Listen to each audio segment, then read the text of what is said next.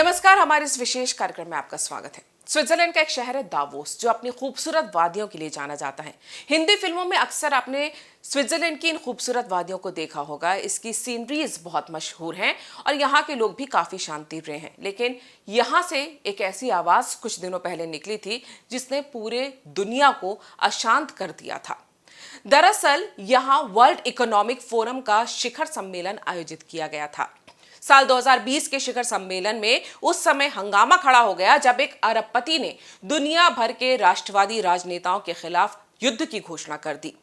उसके निशाने पर प्रधानमंत्री मोदी, पुतिन, डोनाल्ड ट्रंप समेत कई नेता थे। इस अरबपति का नाम था जॉर्ज सोरोस। वो अपने अनियंत्रित अहंकार के साथ लोकतांत्रिक रूप से चुने गए नेताओं को हटाने की बात करता रहा। जॉर्ज सोरोस का अलग अलग देशों के आंतरिक मामलों में हस्तक्षेप का इतिहास रहा है। कुछ दिनों पहले सोशल मीडिया प्लेटफॉर्म एक्स के मालिक एलॉन मस्क ने भी कहा था कि मेरी राय में सोरोस मूल रूप से मानवता का दुश्मन है, घृणा करता है। वो ऐसे काम कर रहा है जो सभ्यता को नुकसान पहुंचा रहे हैं। सोरोस पर कई देशों ने अपने आंतरिक मामलों में हस्तक्षेप के आरोप लगाए हैं। इसीलिए शायद ही किसी ने उसकी बात को हल्के में लिया हो। वो पहले भी ऐसे करता आया है और इसीलिए दुनिया भर में उसके बयान पर चर्चा होने लगी। भारत में हमेशा से जो भी लोकतांत्रिक प्रक्रिया को कमजोर करना चाहता है, उसका भारत में किसी न किसी राजनीतिक दल से संबंध होता है। ये बिल्कुल भी आश्चर्यजनक नहीं है कि जॉर्ज सोरोस देशों के राजनीतिक दलों में से किसी एक के साथ या नागरिक समाज संगठनों के नेटवर्क के माध्यम से कामकाजी संबंध स्थापित करके संबंधित देश की नीतियों को प्रभावित करने का प्रयास करता है। भारत में जॉर्ज सोरोस ने कई गैर सरकारी संगठनों की फंडिंग के माध्यम से कांग्रेस पार्टी के साथ भी काफी करीबी कामकाजी संबंध स्थापित किए हैं। साल 2007-2008 के लिए राजीव गांधी फाउंडेशन की वार्षिक रिपोर्ट में चंदा देने वालों में एक संस्था का नाम आया, ह्यूमन राइट्स लॉ नेटवर्क यानी HRLN। इस संस्था के संबंध कश्मीर और अन्य जगहों पर भारत को तोड़ने वाले शहरी नक्सलियों और अलगाववादियों से घनिष्ठ रूप से जुड़े हुए हैं। HRLN की FCRA सूची से यह पता चलता है कि इसे जॉर्ज सोरोस के ओपन सोसाइटी इंस्टीट्यूट से भारी मात्रा में पैसा मिल रहा है।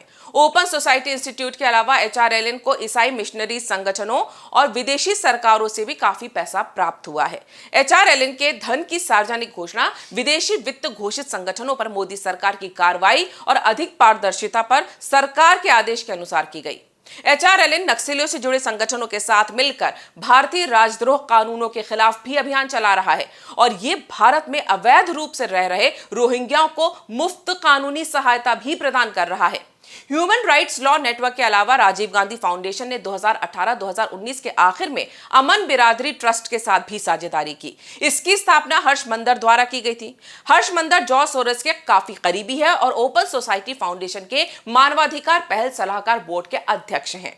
नागरिकता संशोधन कानून पारित होने के बाद हुई हिंसा के दौरान हर्ष मंदर की हरकतें जगजाहिर हैं। वो शाहीन बाग विरोध प्रदर्शन में भी देखे गए थे। यूपीए शासन के दौरान वो सोनिया गांधी की अध्यक्षता वाली राष्ट्रीय सलाहकार परिषद का हिस्सा भी थे। इसी परिषद ने सांप्रदायिकता से जुड़ा बिल तैयार किया था, जिसमें दंगों का एक तरफा दोष हिंदुओं को देने का प्रावधान था। राजीव गांधी फाउंडेशन को भारी दान देने वाले संगठनों में से एक फ्रेडरिक नोमान फाउंडेशन है। FNF जर्मनी में स्थित एक संगठन है जो देश में तथाकथित उदारवादी राजनीतिक प्रतिष्ठान के साथ निकटता से जुड़ा है और राजीव गांधी फाउंडेशन का बड़ा और प्रमुख दान करता है। इस विशेष संगठन का जॉर्ज सोरोस से भी संबंध बताया जाता है। कुछ समय पहले तुर्की मीडिया ने ये रिपोर्ट दी थी कि ओपन सोसाइटी के देश में काम बंद करने के ऐलान के बाद FNF ने कुछ संगठनों को दान देना शुरू कर दिया था। ये अक्सर एक जैसे संगठन के साथ साझेदारी करते हैं क्योंकि वो काफी हद तक समान उद्देश्यों को साझा करते हैं।